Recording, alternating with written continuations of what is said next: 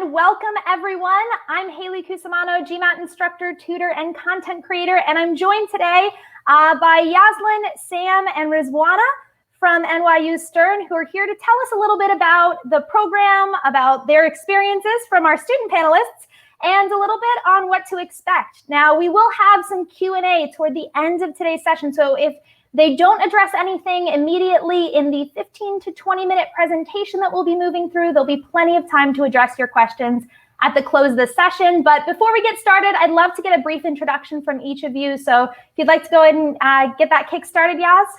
Absolutely. And thank you everyone for joining us, whether you're here morning, afternoon, or night. We appreciate that you're taking some time with us today. I'm delighted to be joined by two of our wonderful students who will be introducing themselves in a bit. And by way of introduction, my name is Yoselin Bugallo. Everyone here calls me Yaz. And I am a director in our MBA admissions office here at NYU Stern. I'm looking forward to chatting with you all today. So you'll get to hear from me quite a bit, so I'm going to keep my introduction short. And Rizwana, would you like to go ahead and introduce yourself? Sure. So hi, everyone. I'm Rizwana Iqbal, and I'm an MBA too at Stern. I currently work with admissions to address queries of students regarding the course, the community, and recruiting. So if you have any questions regarding that, feel free to drop in the chat. Hi all, I'm Sam. I'm also at the admissions committee and I'm a second year student like Rizwana, and I'm here to address any questions you have about the community courses and recruiting. All right, wonderful. Well, as I mentioned before, and as we've reiterated here, any questions that you guys have, feel free to toss in the chat and we'll address them toward the Q&A portion at the end of the session. But for the time being, I'm gonna go ahead and hand it over to Yaz to begin our presentation. Great. Thanks so much, Haley. So we do have a presentation that discusses, some of the big themes about attending NYU Stern. Throughout, I will also be asking Rizwana and Sam to add their thoughts and opinions on some of these topics, as you'll see, but we're going to cover much of what life at Stern is like for our students. Towards the end, as Haley mentioned, we will have Q&A, so please feel free to add your questions or thoughts or things that you'd like to chat about with us today. So I'll get us started if we could flip to the next deck. So as many of you, if you've spent any time on our website, you've probably seen our new branding, which is all about change at Stern. And I think this is some pretty honestly truthful marketing here for us, as we have been through these last 9 months. Sort of who would have predicted that this would have happened, but it was ever so timely a change. And so I want to spend some time talking about what it means to be thinking about change now as an MBA student for your own profession and personal goals, and how Stern can really help you achieve that. Many of you may have seen our IQ plus EQ as you have gone through our website. And that's, I think, one of the key tenets as we go through this application process, which we'll talk about in a bit later. But really at Stern, we're taking a look at not only your academic and your technical excellence, but also how we can help you build that emotional intelligence that so many of our leaders and our recruiters ask for on a daily basis, and how we can help you not only identify where you need to grow, but also help push you in the directions to help you achieve those. Sometimes those are going to be pushing you out of your comfort zone. And so these processes are not only embedded in our admissions criteria, or I should say process, but also throughout the time that you'll be here at Stern. So I'm excited to share a little bit more about that with you. One of the ways that we've really embedded this into the experience is through the Change Studio, which is on our next slide. So dare it, dream it, drive it. If any of you have been to New York, you might recognize these first two landscapes here, as this is the Brave Girl that was formerly in front of the Wall Street Bull, and then as well as the Brooklyn Bridge. So we've got a little bit of New York iconography there. The Change Studio is really a co-curricular program that was recently developed to help our students maximize their MBA experience outside of the classroom. It's created for the 2-year program, and it's a variety of different experiences that are ranging from programming around leadership, experiential learning, which many of our students take advantage of while they're at Stern, and then finally entrepreneurial programming. So really thinking about those 3 different buckets in dare it, dream it, and drive it. You've got quite a few things to select from. But for all of our students, this starts at launch, which is our version of orientation. And you'll be thinking about things like leadership accelerators and inclusive leadership training throughout that time to get you really thinking about what change means to you, and also continue to build that EQ muscle that we talked about before. So some of the ways that we are doing this is through programs like Stern Solutions, where you'll be able to work with local New York City businesses and organizations to help them achieve their goals, as well as doing Business In, which are our very short-term study abroad programs where you'll get to immerse yourself in the business culture of another area or another industry throughout the world to help you understand a little bit more about the ins and outs, the things that you really don't know until you're there.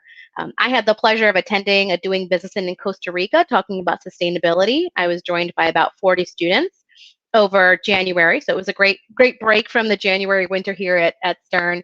But it was a fascinating opportunity, and we got to go into the co-ops for some of our fair trade coffee organizations. And the students really got to understand the cost-benefit ratios, as well as understand why the climate of Costa Rica was beneficial for these organizations. So you really do get to peel back these layers and understand very specifically why some of these processes may work or not work in organizations or areas.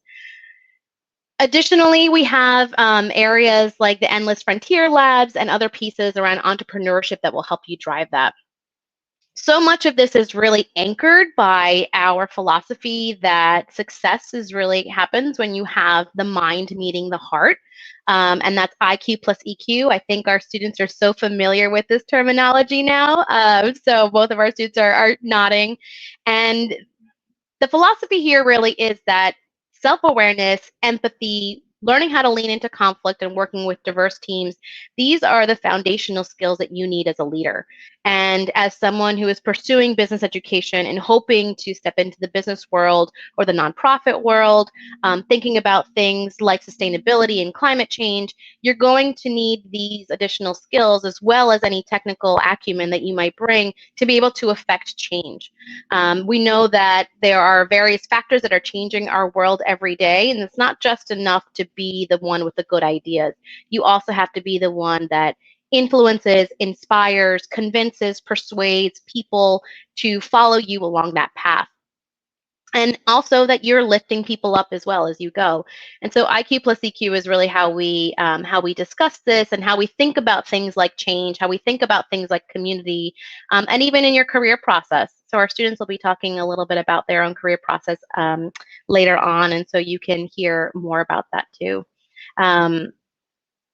When we think about our experience across this NYU Stern, we have a multitude of programs that come out of our the graduate school at Stern, but the two that we're going to talk about are the 2-year MBA program and the Andre Ku Tech MBA program. Our 2-year MBA program is probably what you've heard of. It's the traditional 2-year experience where students will start in September, and in May of that following year, they'll have their internship and return to campus for that next year. Our Andre Ku Tech MBA is designed specifically for students who want to pursue a career in technology. And this program is a very accelerated program. It only lasts for 3 semesters. You start off in the summertime, and you'll complete an additional fall and spring semester. And so the program runs around 12 months. The experience for the Andre Ku Tech MBA is what I like to call the same content, but it's a different delivery. So it's all through the lens of technology that you'll be experiencing this. On the other hand, the full-time 2-year MBA is going to give you a lot of breadth as well as depth. So the 2-year MBA, you can take a look at over 20 specializations. You can think about taking other courses in other graduate schools as well. And in the Tech MBA, while you can do that, it's going to be on a much more condensed timeline that you'll be able to experience those pieces. And so take a look at which one kind of fits your goals. I think when you're talking about both programs, you want to think about what is your end goal with both of these in terms of your post-MBA goals, whether they be short-term or long-term. I think both of these are incredible opportunities and provide a lot of the same exposure, but it's really a matter of where you are in your process that it may make sense for you to pursue one or the other. A couple of additional talking points about our full-time and our tech MBA exposures. We're really blessed with having one of the largest business school faculties of many of our peer business schools. And so we do have over 20 specializations, which means literally into the hundreds of electives for you to consider taking as a student here. So I once heard one of our leaders say, if you're looking for an expert on a business topic, you need to start looking, with your own faculty members. You don't need to look outside of NYU Stern, and that's been the case from many of what my students have told me over and over again. There was someone who was looking for a water quality expert for a project she was doing for Stern Solutions, and there happened to be a faculty member that was on the Department of Environmental Protection here at New York City, and was able to make that connection. And so it was really interesting to see that kind of come to light before my eyes as I was catching up with a student about her projects. Additionally, you can take 25% of your coursework at other NYU graduate schools. So this can include the law school.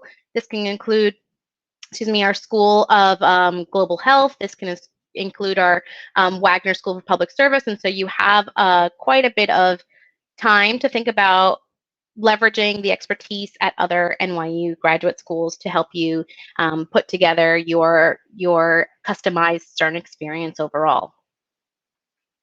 All right, now let's talk about our faculty members. So I mentioned before that we have one of the largest faculty members, about 300 different faculty members ranging across different industries, expertise, areas that you can take advantage of as a student. I'm going to put my students on the spot at the end of the slide. So Sam and Rizwana, can you think about your favorite faculty member that you've had thus far? And I'll loop back with you when we're done with this slide. Most of our faculty members have real world experience. So they've been at the helm of companies, they have helped found organizations, they have taken companies public. And so you not only have great academic depth, but you also have pretty significant business world experience, which when you're going into a business school, you want to make sure that these things aren't just in theory, that you know that your faculty member has put these things into practice. I myself have been in the classroom with both Dolly Chugg, who you'll see in the top left here, as well as Melissa Schilling, who you'll see on the bottom there, both very influential faculty members, and both have had a book published very recently, so they've gotten a lot of national press, and it's just amazing to be able to see them really connect with their students when they're in such high demand across the US, and still really have a passion for teaching and being in the classroom. I think that's something that has really impressed me with our Stern faculty member, is that no matter how many times you see them on CNN or being hosted on the BBC, they are still in that classroom. They're still making connections with their students, handing out their personal contact information so they can be reached, helping our students find different industries or internships that they may want to be interested in, So I think that the faculty connection, again, going back to the IQ plus EQ piece, is pretty real. Most of our faculty members will use a combination of case study as well as any, the other sort of experiential topics that they want to bring in. So you'll find quite a bit of case, lecture, what we call live casing as well. So it's sort of a mix depending on what the faculty members experience or desire for that class may be. I will also mention that we have quite a few faculty members who are, in their day jobs from 9 to 5, and then who teach at Stern in the evening for electives that are, they're coming straight from their offices, they're coming straight from their boardrooms.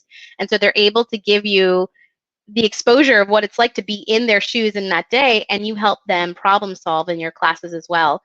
It also means that because you're in New York City, you've got access to a lot of speakers who are a subway right away. Although I guess I should say they're a Zoom right away now, because no one's really commuting back and forth in the subway that much. But I think that the relationships that they have, because they're sort of embedded in those industries, is really what's worth pointing out here. And so I'll pause there and let you both take it away. My favorite professor is Professor Diane Leonard. She teaches a course called Engage Your Audience. And one of my key goals while coming to Stern was to learn how to, present in front of the C-suite, hold an audience. And she really gave me sort of those skill sets and those tools of how to narrate a story and capture an audience. So it was invaluable for me. Wow, I have to echo Rizwana. I had a class with Dan Leonard as well, and engaging my audience is definitely a really big part of my experience. I also took an improv class with Professor Pettit that was incredible and got me comfortable with being uncomfortable, and an experience I really value. That's great. I've heard such great things about Professor Leonard's class in terms of really helping our students think about that EQ piece, as it's so important in all you do. So thank you both for adding those. I think I've heard similar comments about many of other faculty members that they just bring it home into your day-to-day so that you can walk out of that classroom feeling confident that you know how to put those skills into use. Great. Next slide, please. Fantastic. So one of the great things I think, and I'm a transplanted New Yorker, but I've been here for a number of years, and so one of the reasons that I love the city is because of the proximity to so much of what's going on, whether it be global events, whether it be things that are happening in our financial markets, in our technology markets, but really it all seems to be swirling around you in the New York City landscape.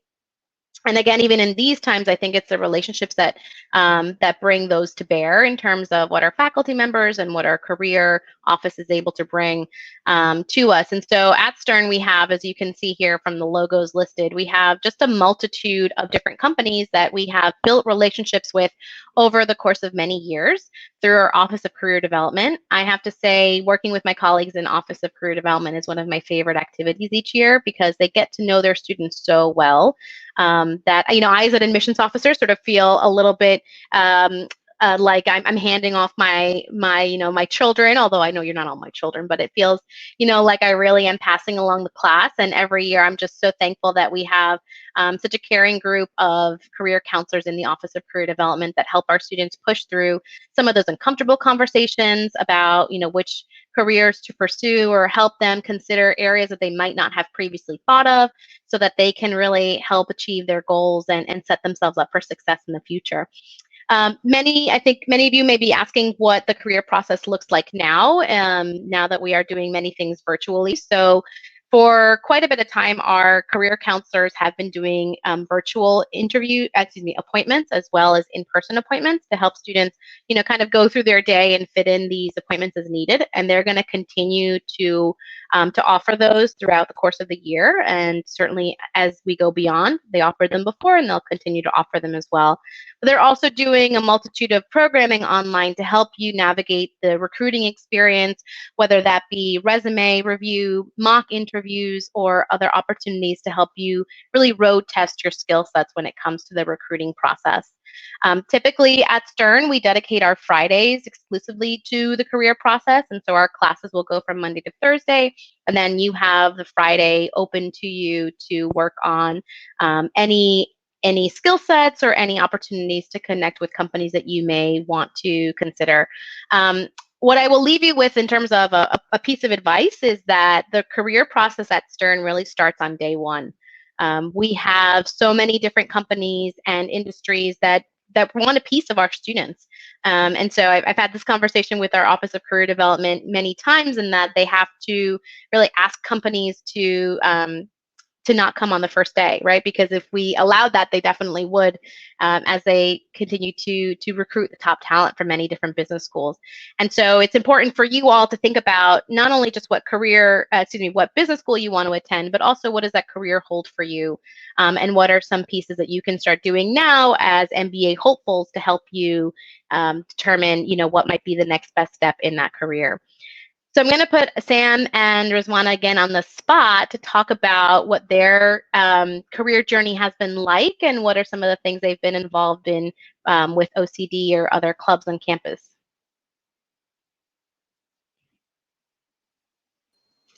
Yeah, I'll go. Sure. So what my career journey has been like, Yas was saying, started my career journey on day one. I joined the Graduate Finance Association and did the corporate presentations and coffee chats to get to know the banks that came to campus and ultimately recruit for an internship offer. I got my offer in February and interned at Stifel in the Global Technology Group. I'll be going back in July 2021, which I'm very excited about. And throughout that experience, I had a chance to do the JP Morgan case competition, which happened in October. You get pitched a case and you get a chance to present it to leadership at JP Morgan. I also participated in the Venture Capital Investment Competition, which is hosted by UNC Flagler, the Patagonia Case Competition. This semester, I'm doing the ESG Investing Challenge with Neuberger Berman, the Leadership Improv class I mentioned earlier with Professor Pettit, and a Glucksman Research Fellowship with Professor Yermak in the finance department. But all in all, amazing experiences and plenty more, and I'm happy to talk offline about it as well. So my career journey was actually unstructured, primarily because I was looking at the impact sector. So my recruiting actually started in spring. I used the fall to basically work with FCA to learn how to case, because that was an important interview skill that I needed to develop. Then I worked with the Center of Sustainability to sort of find out which jobs exist in the impact sustainability sector, network with them, connected with them, and then eventually did my summer internship at Acumen. I'm not very closely associated with any of the recruiting clubs as such, because I am primarily doing unstructured recruiting. So it's mostly leveraging the Office of Career Services to reach out to alums. I've leveraged a lot of professors to reach out to alumni who are working in these fields. And they've actually been very forthcoming, very open with connecting me to people, telling me about how to go about navigating this industry. So, and I genuinely echo what was said earlier, that the professors are one of the biggest resources that you have, especially if you're going for unstructured recruiting, and you must leverage them. Great, thank you both. I think our faculty members are just beyond. They really tend to go the extra mile for their students. So thank you both for echoing that. And as we move into talking about our next topic, community, I think we really think about how the EQ comes to bear, as well as just the sterny love that you'll experience when you are part of our community. To give you this by the numbers, we have about 40 different student clubs, and those span the gamut between the professional organizations that the students discussed earlier, as well as different social organizations that are about exploring New York City, or about skiing trips, for example, adventures that you may that you want to take. If any of you are planning to come to Stern with partners, there's also a very active partners association as well. And those really, take the shape of kind of whatever students want to experience that year. So they do change from year to year. Additionally, we have affinity groups. And so we have different groups on campus, like the Association of Hispanic and Black Business Students, the Jewish Students Association, the Latin American Business Association. So if you're looking to find students that share an interest in a certain community, those are there for you as well. And I will say they're among our most active. So I definitely encourage you to get involved in those groups that you may have the time for.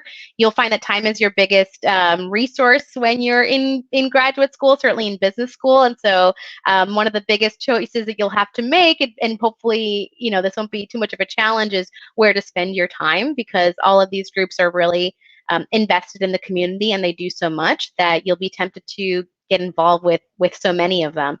But they also are where you're going to meet and really cultivate your network as well. So you have a couple of different pockets where you're able to do that.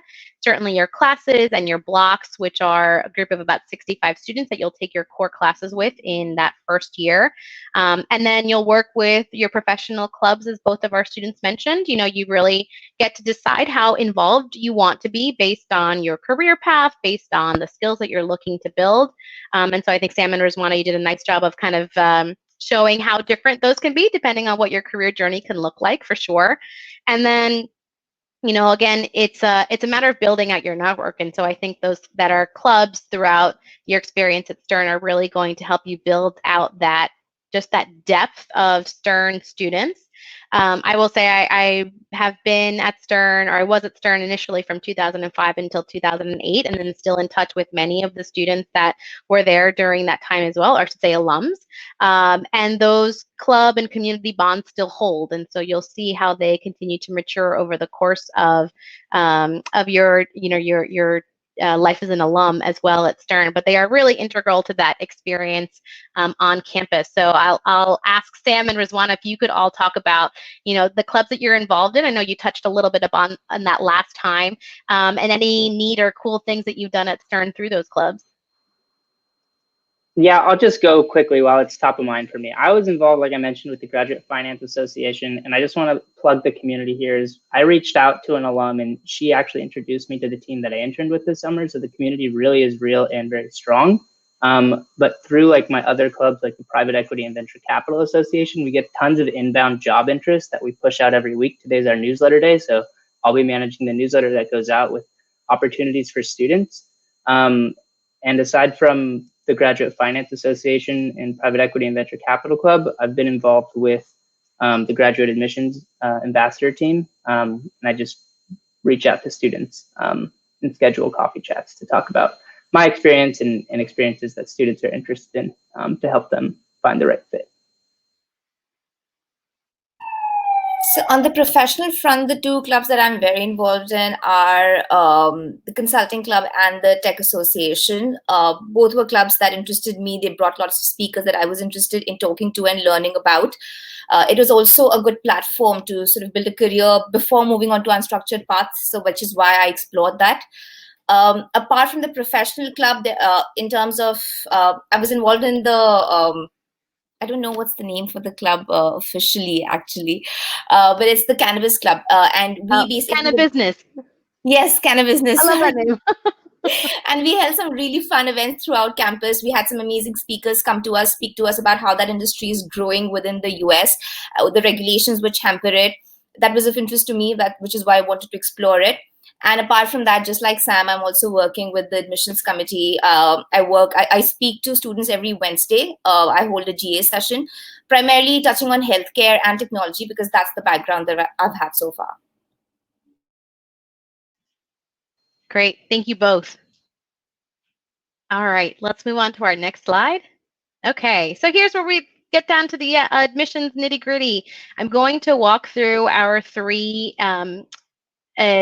buckets really that we think about when we're taking a look at applications. I'm going to go through these briefly. I will also mention that we also have additional events that will delve into this on our website. So please feel free to join us for some of our NYU Stern specific events to ask more specific questions along the lines of this information that I'm going to share.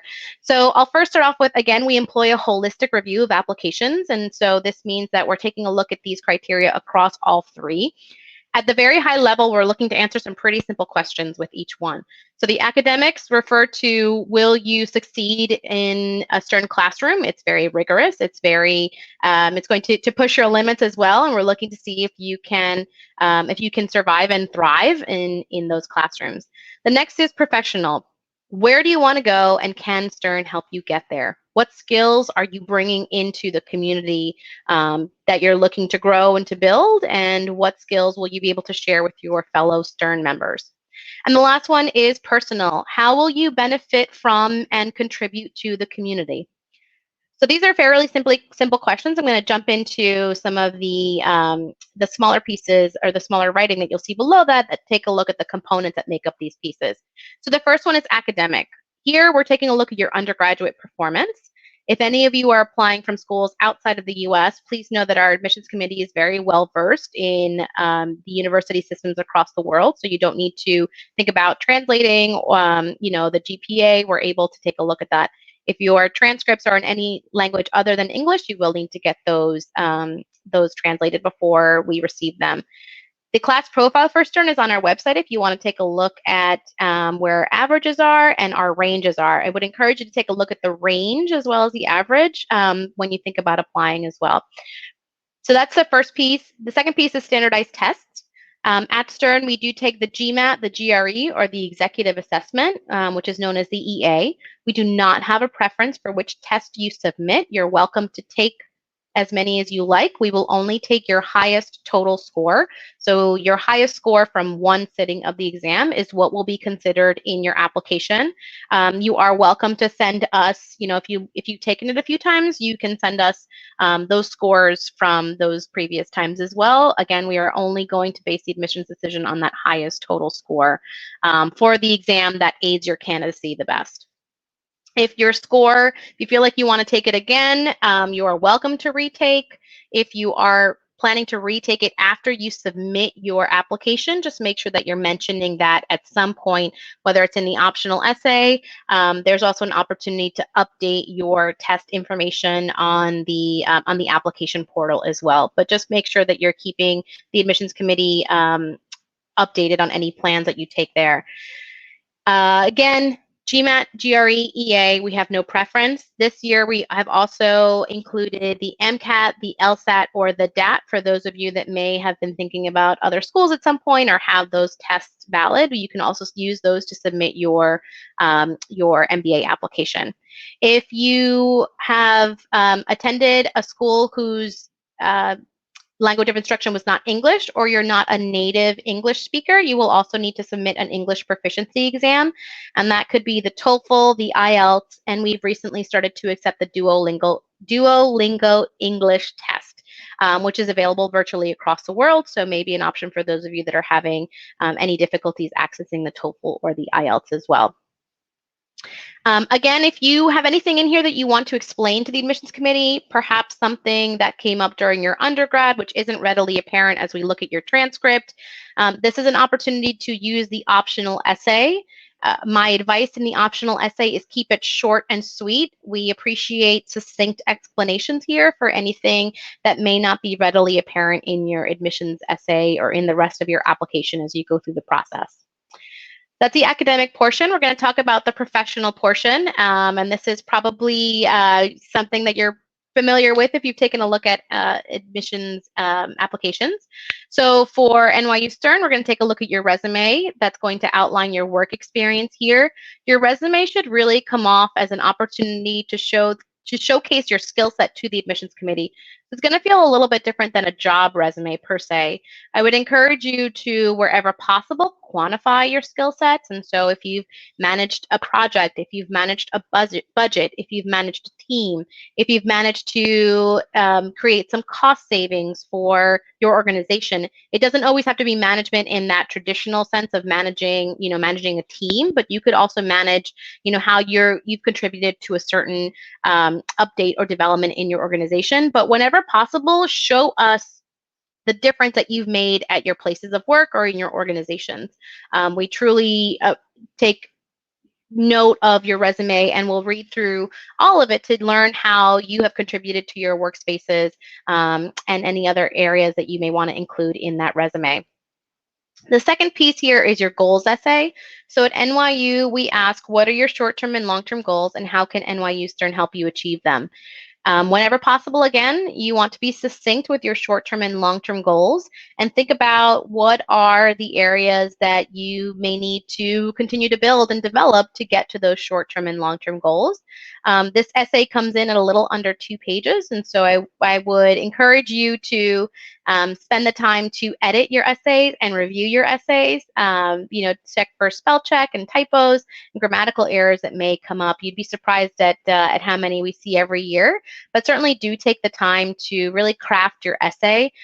Your essay, we'll talk about this a little bit later, but your essay will also be included in some of the interview prep that our team does. And so you want to make sure that to the extent that you've included, you've researched your short-term and long-term goals or research that you've done on your potential careers, that you're including that as well, so the admissions committee can see that you've done your homework in terms of what you plan for your post-MBA goals.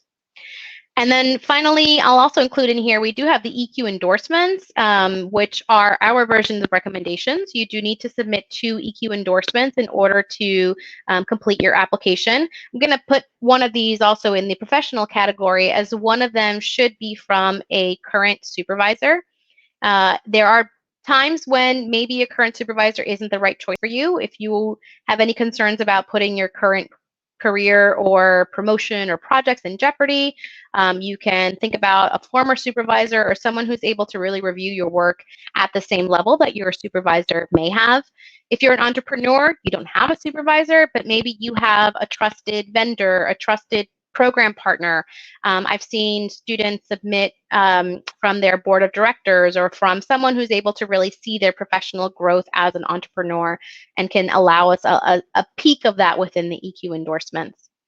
And finally, personal. Again, the EQ endorsements are there as you have 2 of them. And so you do have the option of including an EQ endorsement from a non-professional source if you would like. But also your professional source is going to give us an insight as to the strength of your EQ, how you take feedback, how your general EQ strengths look like. And so those questions are embedded into our endorsements, and we look forward to hearing, how you've managed to get through some tough times, or how you've managed to keep your team together and inspire, hopefully. So we do see all sorts of different feedback from your supervisors as well on the personal side also. The next piece within the professional is one of my favorite elements of the application, but from speaking with students, sometimes it can be the most stress-inducing, and that is the pick 6. So the pick 6 asks you to pick 6 images, and I see Sam nodding his head, so we're going to have, it looks like there's a story there. Asks you to pick 6 images that represent who you are. So think about it like an introduction to your classmates, and allows you to add a sentence or 2 caption describing those pictures. Really, this should not, or hopefully not, something that causes a lot of stress or anxiety. This is simply a chance for you to show the committee who you are outside of the standard process of a business school application. Students tell us about what's important to them, what hobbies they enjoy, what makes them laugh, what makes them think, things that are important to them. And so you really do have an opportunity to showcase a little bit about who you are. Students ask me, do they need to be themed? Do I need to follow a certain plan? Do all of my pictures need to be the same? Absolutely not. There's no rules in this essay aside from what is strictly listed on the application. I would say use your judgment. Obviously, there's some things that probably aren't suitable for a business school application, regardless of the question asked. But you really do have an opportunity to think about how to present yourself to your classmates. What are some things that you would want them to know about who you are as a person and who you are as an applicant? Sam, can I pick on you a little bit to talk about your pick 6? Yeah, absolutely. It's amazing you mentioned it. It's something that bonds a lot of our classmates together. I know in my block, in my study group, we got together to share our pick 6, and it was really an amazing way to get to learn about each other. To your point about there's no sort of format, I had a classmate who had a silhouette of herself and filled it in with her pick 6. So there's really a lot of amazing ways to present this, and I echo that it should not be stress-inducing and should really just be a way to share something about yourself that, like Yas said, is about your hobbies or the way you think or what you do. And I'm happy to share what mine are if we have the time for it, but I'll give Rizwana the mic. For me, actually, the pick 6 was quite pivotal in terms of making me choose turn, because when I was doing it, I had so much fun. And honestly, it made me feel like this was the only school which wanted to know me beyond my professional capabilities. And I felt that is the kind of community that they would choose. They would look at someone holistically. And I felt like that was the community I wanted to be part of.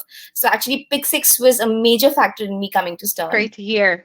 Great to hear. Thank you both. So now we're going to pivot quickly to just some final slides and hopefully leave some Q&A time that we can get to. At Stern, every candidate is required to interview prior to receiving a final admissions decision.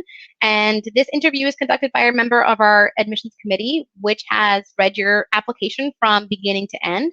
They're taking a look at your resume in addition to your essays, your pick 6, and all the other pieces of your application. And so we really do feel like the interview is a chance to get to know you just a little bit better beyond what's written in your application. This is, I think, one of my favorite parts of the admissions process as well, is just having those 30 minutes to get to know you as a person beyond the application and get to, see that EQ come to life before my eyes. For this season, currently all of our interviews are being done virtually as well. So, we are hopping on that Zoom bandwagon for one more application cycle as we go into this next season. Next slide. All right, our deadlines here. We have just passed our first full-time deadline on October 15th. We have 3 additional deadlines coming up, 1 more in 2020. And you can also see our tech deadlines. We've got an additional deadline coming up for 2020 and then the remainder in 2021. I often get asked, should I submit my application, in that March 15th deadline? Is that going to hinder my chances? Here's the deal. Submit your application as soon as you're ready. As soon as you believe that you have the strongest application, that's when you want to hit submit. That's not a choice that I can make, but it's really up to you in terms of, do you feel like your essay, your endorsements, or rather I should say your choice of endorsers, or your scores, the things that you can control are ready to go. And that's certainly a choice that I would encourage you all to think about as you go through the process. But for us, we're looking out for that strongest application for the candidates. And then last but not least, our connect with us slide. We'll head to that last slide now. Perfect. So we've got a couple of email addresses on here. The contact us email, Stern MBA, is our general email address that goes to our team. So if you have questions about the process that you want to learn more about, the next orange bucket that you'll see there under Graduate Ambassadors is how you can reach our students like Sam and Rizwana to answer questions throughout the process that you have, or you want to hear about their journeys and their experiences, or want to connect with other Stern students about their process. So I encourage you to leverage both of these emails to help you with more information about Stern. And with that, I will turn it over to Haley. I believe we may have some questions coming through. We sure do. So you guys addressed actually several of them over the course of the presentation, and I know we had some folks at admissions helping out in the chat as well. But we did have a question come in both in advance and from several students or prospective students concerning, obviously in these unprecedented times, how the admissions process, I know you spoke a little bit to that, has changed, and what they can expect out of those changes. And then more specifically from our student panelists, how has that experience changed for you, and what thoughts and advice do you have for prospective students? Great, thanks. So I'll give just a very quick overview. So for us, we are continuing our admissions process as normal for this year. I think with the one caveat is that we are taking our events virtually to the extent that we can, and trying to connect and offer our resources virtually, which for us has meant that we're able to reach a much broader pool of students or potential applicants. So it's something that I've really enjoyed this year, is being able to reach more than we typically do, or that I get a chance to meet throughout the year.